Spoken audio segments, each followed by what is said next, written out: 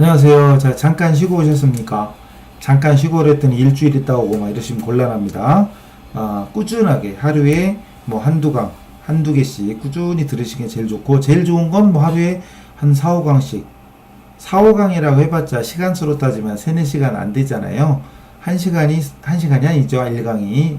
짧은 건 몇 분이고, 길은 건 몇십 분이고, 한 40분도 길은 거죠. 거기에 속하니까 참고로 하시고, 자, 넘어갑니다.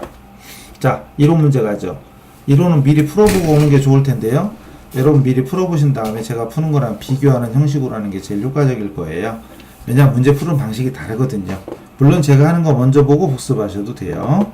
가봅시다. 먼저 유형재산 취득원가 구성으로 틀린 걸 찾으래요. 틀린 거.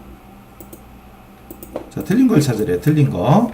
자, 그럼 먼저 새로운 상품을 소개하는데, 개발이 아니라 소개하는 데 들어가는 광고 선전비. 이건 말 그대로 광고 선전비예요. 원가가 아니라 비용입니다. 탑이네요.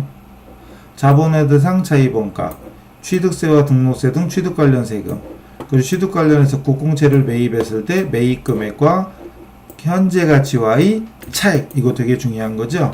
그래서 2, 3, 4 요거는 여러분 교재 보시면 박스 처리해가지고 취득원가 구성하는 항목들에 나온 중요한 거예요. 별표치라고 했을걸요 아마.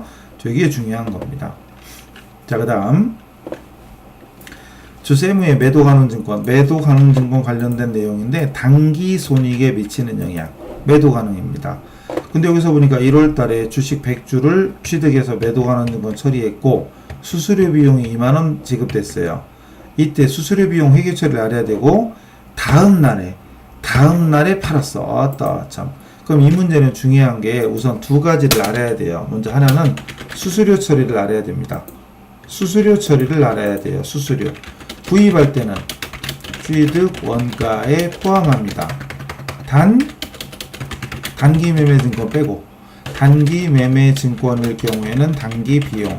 우리 실무에서는 900번대의 수수료 비용이잖아요. 900번대의 수수료, 즉 영업의 비용 처리하는 거죠. 그러나 그걸 제외한 나머지는 다 원가의 산입입니다. 맞죠? 이거를 알고 있어야 돼. 일단은 알고 있어야 되고, 그 다음은요. 그 다음 처분할 때 수수료. 이 문제는 처분 수수료는 없죠? 처분 일로 가야지. 처분할 때 수수료는 없는데 처분가액에서 차감한다 이거죠. 자, 이 문제로 돌아옵니다. 1월 16일부터 복습삼아 하면 매도가능증권으로 분류한다고 나왔으니까 매도가능증권이고, 이 문제 100주를 샀는데 만원씩이면 100만원인데 수수료가 포인트죠. 자, 단기 매매증권이 아니면 원가의 산입이죠.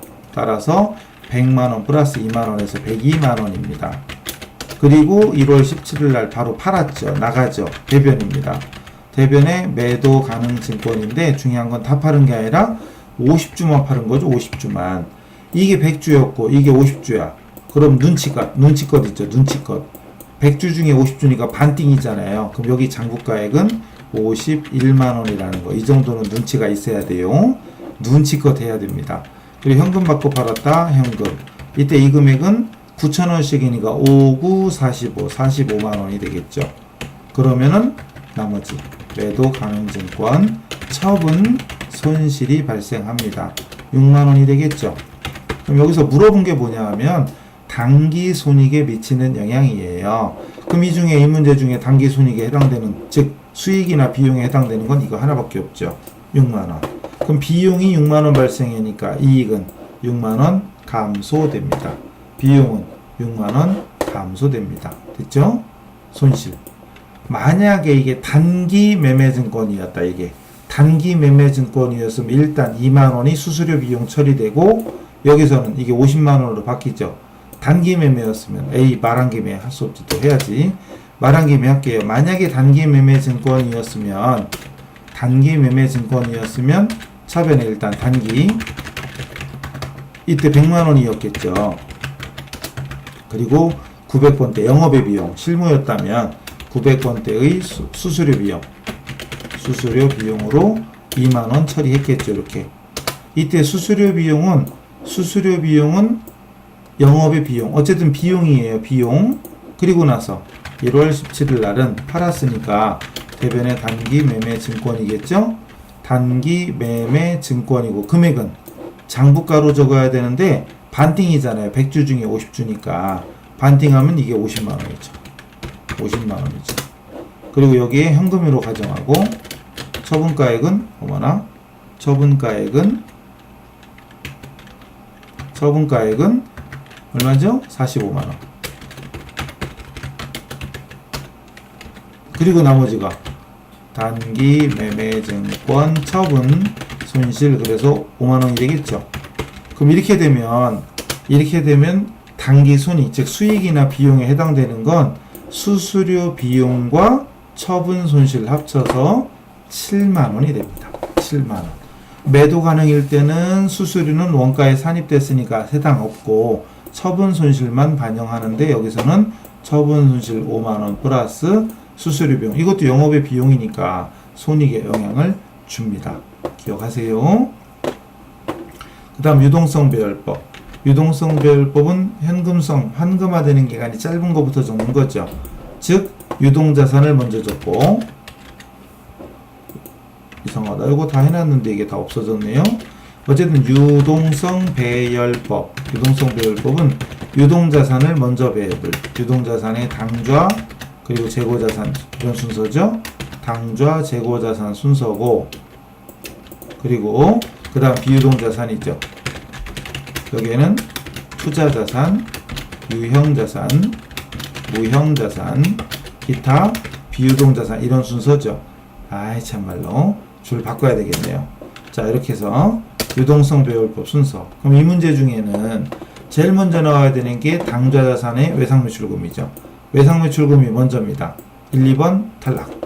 그리고 상품 몇 가지 똑같고 그 다음 건설 중인 자산이냐 투자부동산이냐 투자부동산이 투자자산이고 건설 중인 자산이 유형자산이니까 얘가 먼저입니다. 그럼 답이 4번이에요.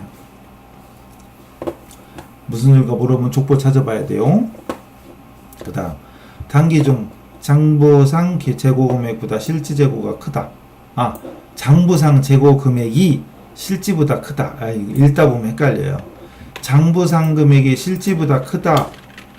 바꿔 말하면 장부 실지 이렇게 되니까 실지가 적은 거예요. 근데 장부가 크다 그러니까 좀 이상하지. 실지가 적다. 그럼 이거는 감모손실. 감모손실이죠.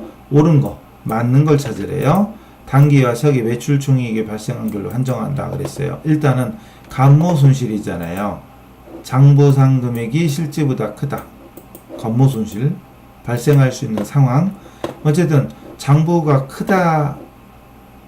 먼저 매출원가 과대. 지금 기말이 어떻게 된 거죠? 기말재고. 어쨌든 기말재고가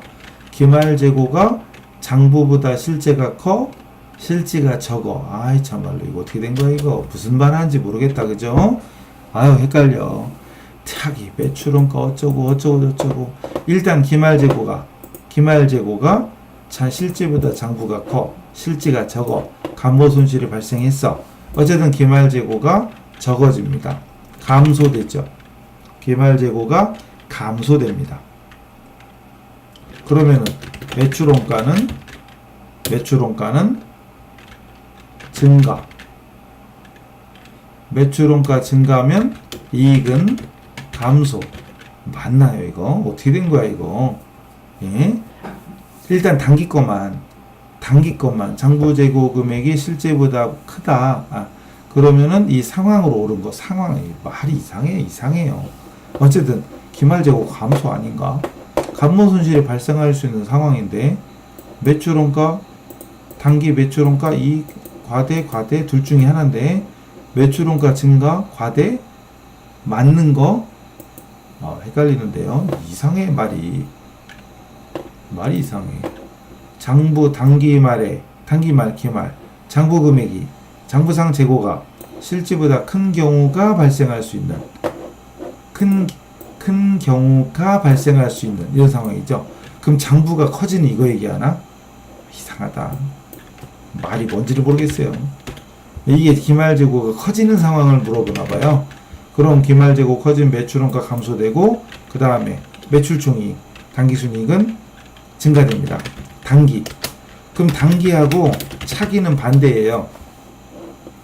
단기말이 커지면 차기는 기초가 커지는 거기 때문에 반대 효과가 생겨요. 계속 반대. 그럼 차기의 기초, 단기 기말 재고가 차기의 기초입니다. 단기 기말 재고 증가는 차기의 기초 재고의 증가가 되어서 반대로 차기 매출 원가는 증가가 되고 이익은 감소가 돼요. 거꾸로예요. 단기와 차기는 반대입니다. 어쨌든 단기 거부터 장부 재고가 실제보다 큰 상황이 발생할 수 있는 거, 장부가 커지는 거. 어쨌든 말이 이상해요. 뭔 말인지, 그죠?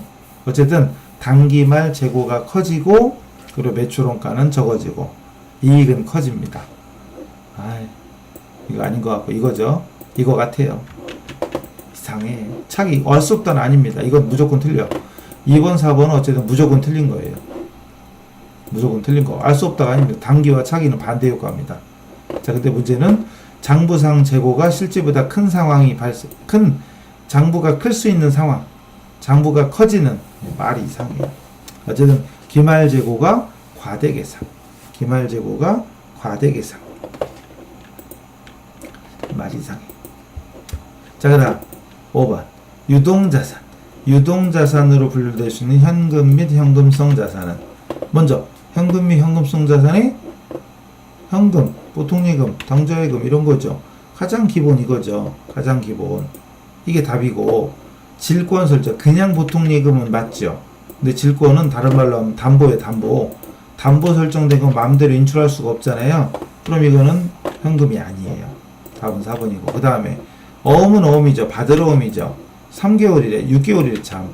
만약에 3개월 취득 당시 만기가 3개월 이내면 현금성 자산 될 수 있나요? 아니죠. 어음은 없습니다. 어음은 이게 만약에 3개월 써 있어도 쓰면 안 되는 거예요. 어음은 없어요. 현금성 자산 정의가 현금 및 현금성 자산 할 때 현금성 자산의 정의가 어떻게 돼요? 현금성 자산의 정의 마찬가지인가? 현금성 자산 정의는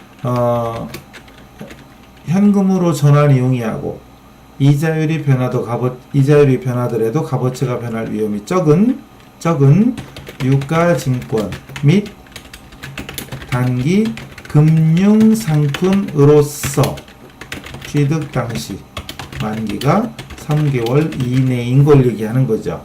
어음은 어디에도 없습니다. 여기에 유가증권이나 금융상품이 아니잖아요. 3개월로 써 있어도 쓰면 안 됩니다. 노피와 수입인체는 현금화가 목적이 아니죠. 현금성 자산이 아닙니다. 일종의 이건 송호품처럼 처리가 되고 얘는 세금으로 처리할 수도 있고 이렇게 어쨌든 현금성 자산은 아닙니다. 답이 4번. 그 다음 중 기말재고 자산이 변동 관련해서 계정 변화에 영향을 준 요소로 성격이 가장 다른 하나. 도난, 진부와 증발, 파손. 도난, 진부와 증발, 파손. 이거 뭐지? 도난, 진부화, 증발, 파손. 이게 뭘까요? 감모손실, 평가손실 아셔요? 감모손실과 평가손실인데 재고자산 감모손실 이건 다른 말로 하면 수량의 부족이잖아요. 수량 부족이고 평가손실은 재고자산 평가손실은 시가의 하락이죠. 그럼 대충 보이나요? 보이죠? 도난, 진부와 증발, 파손 중에 어떤 놈은 수량 쪽이고 어떤 놈은 가격 쪽이죠. 보여요? 네. 이번 진부화는 평가손실 쪽이죠. 진부화 또는 손상, 진부화 또는 장기 채화, 오래된 거 이런 것들이 손상차손이고 얘는 도난, 분실, 파손, 증발 뭐 등등 이런 것들이 감모손실, 수량 부족의 사유가 됩니다. 그 다음 해당 자산부채, 자산이나 부채의 평가, 차감적인 평가 계정 모두 선택한 거, 모두 감가누계, 유형자산의 차감 항목, 대손충당금, 매출채권의 차감 항목, 사채 할인발행 차금, 사채의 차감 항목, 퇴직연금 운용자산은 퇴직급여 충당부채의 차감 항목이에요. 결과적으로 전부 다 해당되는 자산이나 부채의 차감 항목입니다. 되게 중요한 거예요. 이거는 전부 다 유형자산이 차감 항목, 매출채권의 차감 항목, 사채의 차감 항목. 얘는 퇴직급여 충당부채, 퇴직급여 충당부채, 퇴직급여 충당부채의 차감 항목입니다. 중요한 거죠. 다음, 유가증권 보유함에 따라 무상으로 수중, 주식 배당받았다. 무상으로 주식을 배정받았다. 회계처리. 자, 배당 들어보셨어요? 배당이 두 가지죠? 현금 배당. 그래서 현금 배당을 받으면 차변에 현금 들어오고, 현금이나 예금 들어오고, 대변에 배당금 수익. 그 다음 주식 배당을 받으면 차변에 없어요. 대변 없어요. 주식 배당은 회계 처리 없습니다. 이건 주식 수는 늘어나지만 순재산의 변동이 없어요. 답은 아무것도 안 하는 거죠. 물론 수량과 단가는 계산해야 돼요. 요건가? 장부가액을 아닌데? 장부가액을 늘려주지 않고 아무런 변동 없이 이거죠. 주식은 따로 분개를 안 합니다. 그 대신 수량과 단가는 새로 조정해야 돼요. 수량은 늘어났으니까. 근데 왜 분개를 안 하지? 예, 배당하는 회사의 순재산의 변동이 없어요. 이 이유까지는 몰라도 되는데, 배당하는 회사의 순자산이 불변이니까 가치 불변. 또 지분율 퍼센트 있죠? 지분율도 불변이에요. 변화가 없어요. 그러니까 주식 배당은 일정 비율대로 나눠주는 건데, 나만 받는 게 아니라 다 같이 받는 거냐. 지분율이 변하지 않고, 또 배당하는 회사의 순재산 변화가 없어요. 뭔 얘기야 또. 그럼 배당하는 회사 현금 배당, 다시 현금 배당 가볼까요? 페이지 바꿔야 되겠네.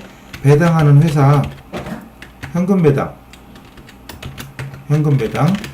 배당을 하면 차변의 미첩은 이익잉여금이라는 자본이 없어지고 대변에 현금예금, 자산이 감소됩니다. 근데 주식 배당을 하면 이익잉여금이라는 자본이 감소되는 반면 자본금이 증가됩니다. 자본금이 증가되니까 결론은 자본의 감소, 자본의 증가에서 대차합계가 변동이 없죠. 순자산의 변동이 없어요. 그러니까 주는 쪽에 변화가 없으니까 받는 쪽도 변화가 없는 것이 논리적으로 맞다. 이런 겁니다. 자, 원가 갑니다. 원가도 어쨌든 4개나 5개가 나오니까 무조건 해야 돼요. 자, 먼저 원가 계산 특징과 가장 관련이 있는 거. 관련이 있다는 얘기는 맞다는 얘기죠. 종합원가구나. 종합원가 계산, 종합원가 특징. 종합원가는 주문 생산 아니죠. 개별원가입니다. 개별 작업별로 개별원가입니다. 작업원가표 개별원가입니다. 자, 종합원가의 핵심은 완성품 완산량. 다른 말로 하면 기말 제공품 평가. 기말 제공품을 평가하는 것이 종합원가의 핵심이죠. 나머지 3개는 다 개별원가입니다. 그 다음 보조부문비 배부 방법 중 정확도가 가장 높은 방법은 뭐고, 가장 단순한 방법은 뭐냐요. 이거 전 회차에서도 풀었던 것 같은데요. 그죠? 풀었죠. 그러니까 이거는 어떤 게 정확하냐 간편하냐 할 때 보조부문 상호 간의 용역을 주고받는 걸 고려하냐 무시하냐 이런 거 있잖아요. 무시하자가 직접배우법, 이것도 했던 거죠. 그 다음에 일정 순서를 정해놓고 하자. 일정 순서대로 하자. 이게 뭐였어요? 뭐나? 일정한 순서대로 하자. 이게 단계배부법. 그 다음에 완전 고려하자. 이게 상호배우법이었잖아요. 이거 안 써도 알아야 돼 이제. 그리고 여기다가 위에다 간단하게 장점과 단점 이거 써드렸죠. 장점은 직접배우법은 간편하다.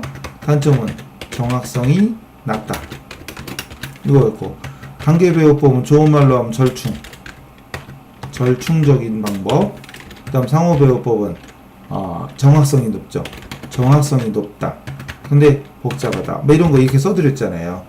그럼 정확도가 높은 방법은 당연히 상호배우법을 얘기하는 거죠. 앞에 거. 그럼 1, 2번 중에 하나가 정답이고, 그리고 간편한 거, 단순한 건 직접 배우죠. 답은 1번. 됐죠? 간단해지요? 그 다음 원가 개념에 대한 설명인데 물리치료사 수험서 구입비 25,000원 어떤 원가의 의미 물리치료사 자격시험을 준비하다가 책을 샀어요. 근데 진로를 세무회계 쪽으로 바꾸면서 책을 새로 샀어. 전산세무회계로.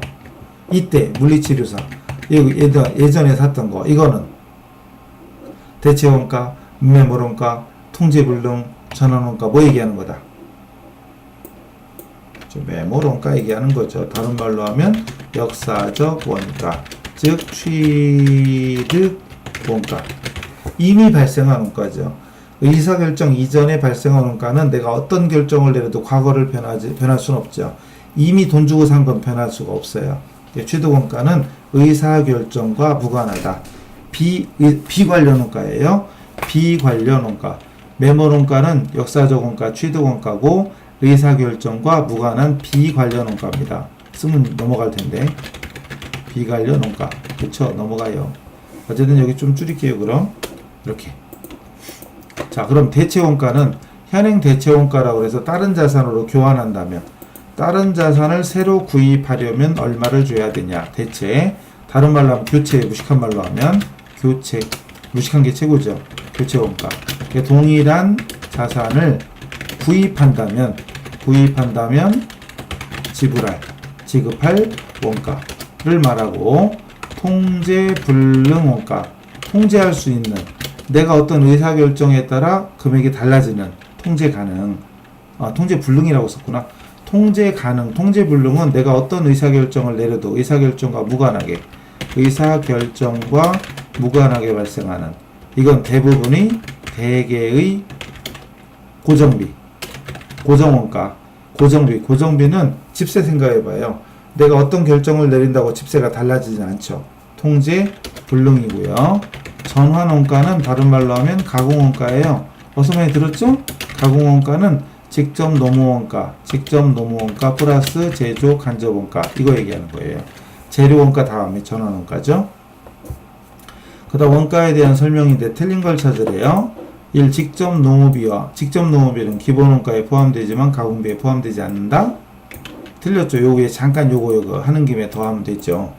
요거 다시 되게 중요한 거잖아요. 1번. 자, 기초원가는 직접 재료원가 플러스 직접 노무원가 노무비. 근데 가공원가 또는 전환원가는 직접 노무원가로도 많이 하니까 플러스 제조 간접원가 이렇게 되죠. 여기에는 고정원가 플러스 변동원가 다 포함됩니다. 이런 그래서 보다시피 노무원가는 기초원가에도 속하고 가공원가에도 속하죠. 되게 중요합니다. 답 나왔죠. 직접비와 간접비는 추적 가능성에 따른 분류. 제조간접비는 간접비니까 간접 당연하죠.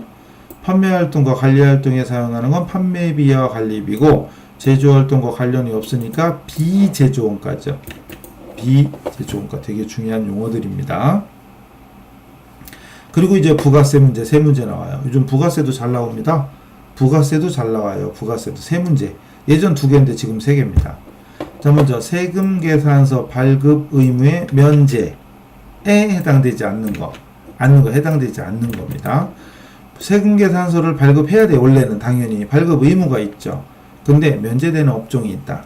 목욕, 미용, 욕탕, 유사 서비스업. 그러니까 머리 깎고 목욕하고 사우나하고 이런 거에 세금계산서까지 발급하는데 대부분 이거는 소비자에게 직접 대부분 소비자에게 직접 공급하는 소매업에 해당되는 경우죠.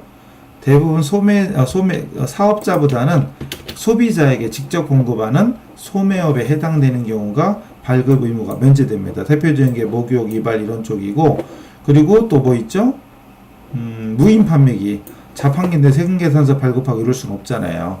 그리고 간주임대료는 세금계산서 발급하는 건이 아니죠. 저희가 건물주가 임차인들로부터 받은 보증금에 대한 이자를 간주임대료로 보는 거잖아요. 세금계산서 끊어주는 거 아니죠. 결론은 답은 3번. 도매업이죠. 도매업을 영위하는 자 이런 경우는 당연히 세금계산 발급 의무 있습니다. 자, 요 관련된 내용 많이 써 있으니까 책에 교재 꼭 보세요. 이 문제 답만 외우지 말고 교재 찾아서 이런 내용 어딨나 한번 읽어보시고 눈도장 찍으셔야 공부가 되는 거지. 이 문제 답 달달 외워봤자 똑같은 건 또 안 나와요. 그잖아요. 그러니까 기출문제 아무리 많이 풀어도 답 외워가지고는 합격이 안 돼요. 그러니까 이 내용을 기본서 찾아서 또 정리하고 또 제가 말하는 것 중에 못 알아듣는 거 있다 그럼 메모해놓고 다시 한번 책 찾아보고 이렇게 하는 거예요. 14번 세금계산서 필수적 퀴즈사항. 이거 엄청 나옵니다. 4가지 무조건 외워야 돼요. 1. 공급하는 사업자의 등록번호와 성명 명칭, 공급받는 자 등록번호, 공급가액과 부가세, 공급연월일이 아니고 작성연월일입니다. 그럼 가나다죠? 가나다입니다. 가나다. 일본이네? 가나다. 공급이 아니라 뭐라고요? 작성연월일. 함정으로 잘 냅니다. 또 두 번째, 공급받는 자의 등록번호도 공급받는 자의 등록번호 끝나야 되는데 공급받는 자의 등록번호와 성명 명칭 막 이렇게 나와요. 틀립니다. 마지막, 사업자 등록증의 정정사유. 이런 건 틀리라고 되는 거예요. 이거 자세히 봐야 돼. 그러니까 중요한 것만 봐서는 이거 모릅니다. 좀 자세히 봐야 나오는 거예요. 설렁설렁 보면 모릅니다. 정정사유 아닌 거. 상호변경 가면 정정할 수 있죠. 상속으로 인한 사업자 명의 변경도 가능합니다. 사업장 주소지 변경, 정정사유 맞습니다. 근데 증여로 인한 상속과 증여는 다르죠. 상속은 죽어서 어쩔 수 없는 거고, 증여는 살아있는 딴 사람이 딴 사람한테 주는 거죠. 그럼 증여로 인한 사업자 변경은 이거는 아예 기존 사업장 폐업하고 새로운 사업장을 신규 개업하는 이런 취지예요. 그래서 이거는 새로 사업을 신설하는 거와 마찬가지. 정정사유가 아니라 신규 사업자 등록사유입니다. 신규 사업자 똑같은 거예요. 신규 사업. 그래서 3번은 기존 사업은 폐업. 기존 사업 폐업.